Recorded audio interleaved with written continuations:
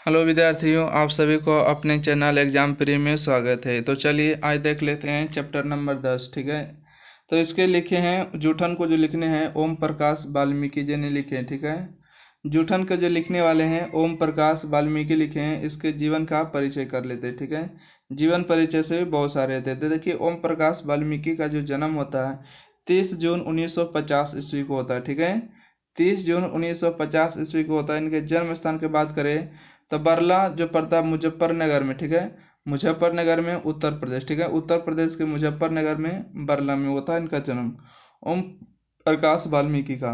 अच्छा, इनके माता का बात किया जाए। ठीक है, इनके माता का नाम देखिएगा माकुंदी देवी था। ठीक है, माता का नाम था माकुंदी देवी और पिताजी का नाम था छोटन लाल। ठीक है, छोटन लाल पिताजी का नाम था छोटन लाल और माता का नाम था माकुंदी देवी, पिताजी का नाम छोटन लाल। और इनका जो जन्म हुआ था 30 जून 1950 को हुआ था। ठीक है, उत्तर प्रदेश के मुजफ्फरनगर के बरला गांव में। ठीक है, तो चलिए इसको और भी देख लेते हैं। ओके, इनके शिक्षा के बात किया जाए। ठीक है, इनके क्या दिया शिक्षा के बाद। अच्छा, अक्षर ज्ञान का परम शिक्षा मास्टर सेवक राम मसीही के खुले बिना कमरे बिना चटवाई स्कूल से। ठीक है, उसके बाद बेसिक प्राइमरी स्कूल में दाखिल हुआ। 11वीं सदी में परीक्षा बरला इंटर कॉलेज बरला से उत्तीर्ण हुआ, लेकिन 12वीं सदी में परीक्षा में उत्तीर्ण फलस्वरूप बरला कॉलेज छोड़कर DAB इंटर कॉलेज देहरादून में दाखिल हुआ। कई वर्ष तक पढ़ाई नहीं हुआ। 1922 में हेमावंती नंदन बहुगुणा बड़वाला श्रीनगर विश्वविद्यालय से हिंदी में MA किए। क्या किए? MA किए। बात करें 12वीं सदी में। ठीक है, 12वीं कक्षा में ऑर्डिनेंस फैक्ट्री देहरादून में प्रैक्टिस की नौकरी की। फिर ऑर्डिनेंस फैक्ट्री चांद जो है चंद्रपुर महाराष्ट्र में ड्राफ्टमैन की नौकरी की। यानी कि संप्रति भारत सरकार के रक्षा मंत्रालय के उत्पादन विभाग के अधीन ऑर्डिनेंस फैक्ट्री के ऑप्टो इलेक्ट्रॉनिक्स फैक्ट्री देहरादून में अधिकारी के रूप में कार्यरत हुए। इनको सम्मान की बात करें तो डॉक्टर अंबेडकर राष्ट्रीय पुरस्कार 1993 में मिला, परिवेश सम्मान 1995 में मिला, जयश्री सम्मान 1996 में मिला, कथा क्रम सम्मान 2000 ईस्वी में मिला। ठीक है, इनका शायद अभी तक निदान नहीं हुआ। ठीक है, आइए बात करें कृतियां के बारे में। तो जूठन जो आत्मकथा। ठीक है, जूठन क्या लिखे? आत्मकथा लिखे। सलाम जो है घुसपैठिए लिखे कहानी संग्रह, घुसपैठिए कहानी संग्रह। सदियों का सताप बस्सा बहुत हो चुका। ठीक है, बहुत हो चुका अब और नहीं, कविता जो है संकलन से। दलित साहित्य का सौंदर्य शास्त्र आलोचना है। महाराष्ट्र में मेघादूत नाम से की नाट्य संस्था स्थापित की। महाराष्ट्र में मेघादूत नाम की नाट्य संस्था स्थापित की। अब बात करते हैं जूठन। ठीक है, जूठन जिसके लेखक है ओम प्रकाश वाल्मीकि, इसका परिचय हो गया। तो इसका क्वेश्चन आंसर हम लोग करते हैं। क्वेश्चन नंबर 1 में कहते हैं कि विद्यालय में लेखक के साथ कैसी घटना घटती है। ठीक है, विद्यालय में लेखक के साथ कैसी घटना घटती है। तो कहते हैं विद्यालय में लेखक के साथ बहुत ही अप्रिय घटना घटती है। विद्यालय के हेडमास्टर लेखक के कमरे, बरामदे और मैदान में 3 दिन तक झाड़ू लगवाते हैं। ठीक है, देखिए लेखक के साथ बहुत बुरी घटना घटती है, क्योंकि लेखक के साथ जो है अप्रिय घटना घटती है। कैसे? क्योंकि विद्यालय के जो हेडमास्टर होते हैं लेखक के कमरे, बरामदे और मैदान के 3 दिन तक क्या लगाते हैं? झाड़ू लगवाते हैं। क्वेश्चन नंबर 2 देखिएगा। क्वेश्चन नंबर 2 में कहते हैं कि पिताजी ने स्कूल में क्या देखा, उन्होंने आगे क्या किया, पूरा विवरण अपने शब्दों में लिखे। ठीक है, पिताजी ने स्कूल में क्या देखा, उन्होंने आगे क्या किया, पूरा विवरण अपने शब्दों में लिखे। कहते पिताजी ने स्कूल में लेखक को झाड़ू लगाते हुए देख लिया। जब लेखक ने पिताजी को देखा तो उसे रोना आ गया, जिसके कारण पिताजी लेखक के हाथ से झाड़ू छीनकर दूर फेंक दिया और चिल्लाते हुए बोला, कौन हेडमास्टर है जो मेरे बेटे से झाड़ू लगवाते हैं। फिर हेडमास्टर ने गाली देकर उन्हें धमकाया, लेकिन उन्होंने डटकर हेडमास्टर का सामना किया। ठीक है, क्वेश्चन नंबर 2 देखिए इंपॉर्टेंट है कि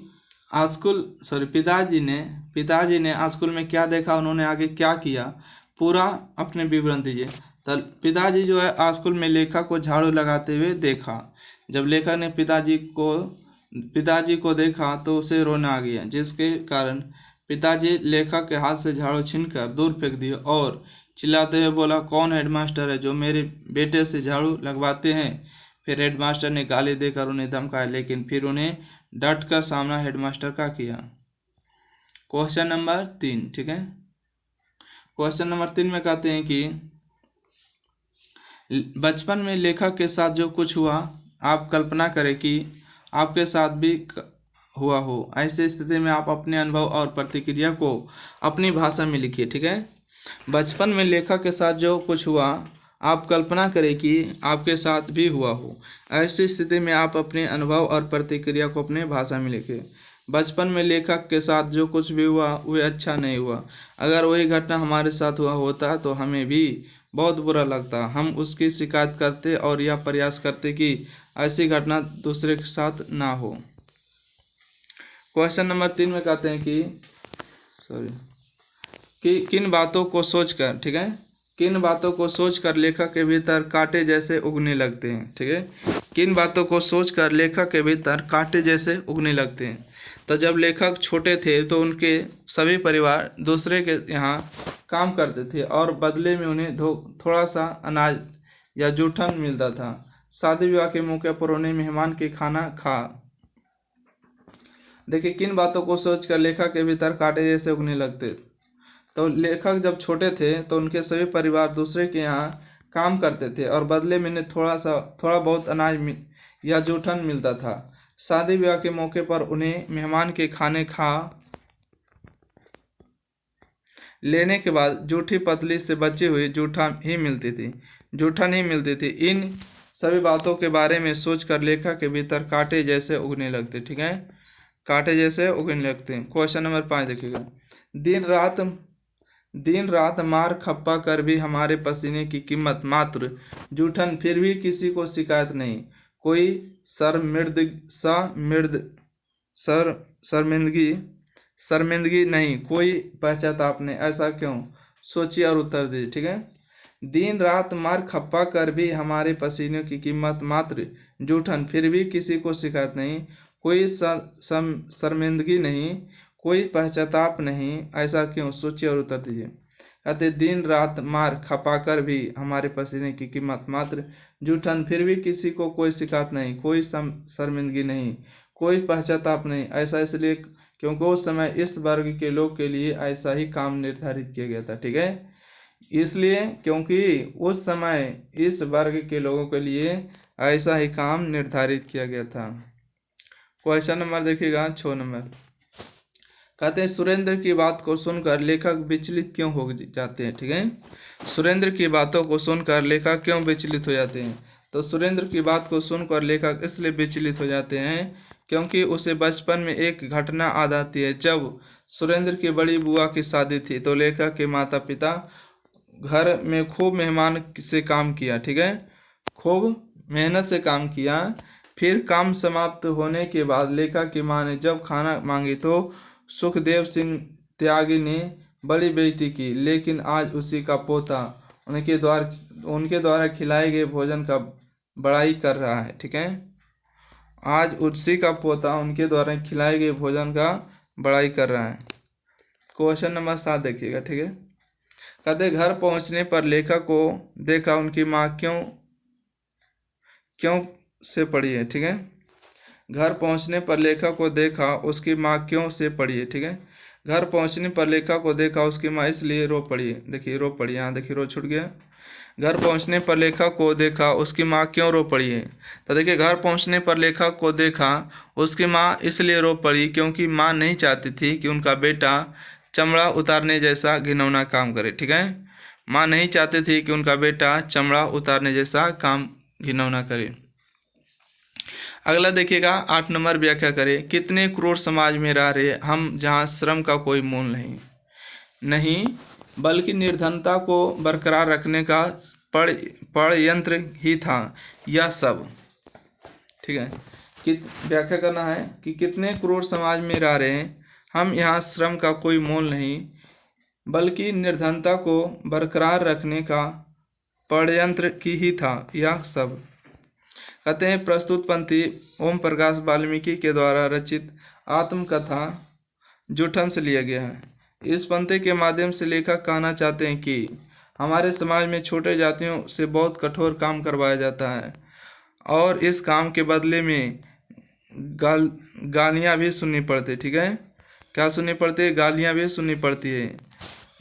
यह समाज अत्यंत क्रूर था जिसमें मेहनत की कोई कीमत ना, बल्कि ऐसा करके गरीब को बनाए रखने का षड्यंत्र किया जा रहा था। ठीक है, देखिए इस पंक्ति के माध्यम से लेखक कहना चाहते हैं कि हमारे समाज में छोटे जातियों से बहुत कठोर काम करवाया जाता था और इस काम के बदले गालियाँ भी सुननी पड़ती थी और यह समाज अत्यंत क्रूर था जिसे मेहनत का कोई कीमत नहीं थी, बल्कि गरीबों को बनाए रखने का षड्यंत्र था।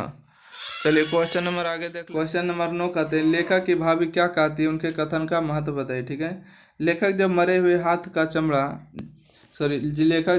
पशु का चमड़ा सिर पर उठाए खून से लथपथ घर पहुंचे तो उनकी भाभी उनकी माँ से कहती है कि इन्हें इस गंदगी में ना घसीटो, हम भूखे रह लेंगे, इनसे एक काम ना कराओ। लेखक के भविष्य में होने वाली परिवर्तन का कारण भाभी का कथन ही है। ठीक है, देखिए भाभी क्या कहती है, उनके कथन का महत्व बताइए।